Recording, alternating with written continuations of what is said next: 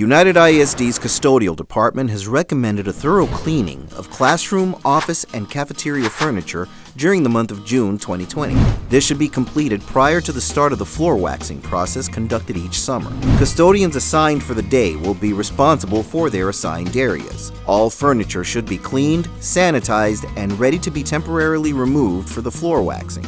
Close attention to detail is imperative for this project to be effective. This video is a step-by-step guide. First, develop a plan to clean all furniture by area to maximize efficiency. Gather all appropriate chemicals and supplies. Wipe furniture of excess dust. Apply disinfectant and allow it to settle for 10 minutes on all furniture including desks, chairs, and combos. Make sure to disinfect all surfaces including the top, underside, legs, and frame of each piece of furniture. When all furniture has been covered with disinfectant, the wipe down process can begin. To ensure proper disinfection, furniture should be wiped down in the order it was sprayed from first to last. Check the furniture for any stubborn gunk or other foreign objects stuck on it, especially on the undersides. If necessary and if possible, avoiding any injury, flip furniture upside down in order for stuck-on gunk to be removed. The Custodial Services Department will be distributing an aerosol chemical for removing gum and gunk from desks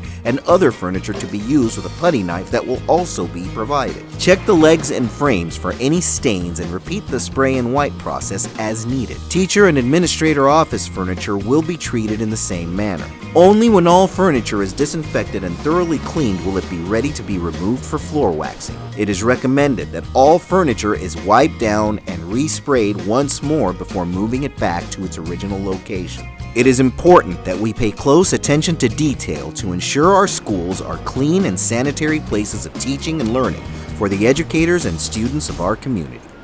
Hello, this concludes our training video. We hope that the demonstrated procedures will help you to keep a clean and sanitary environment in your school or department.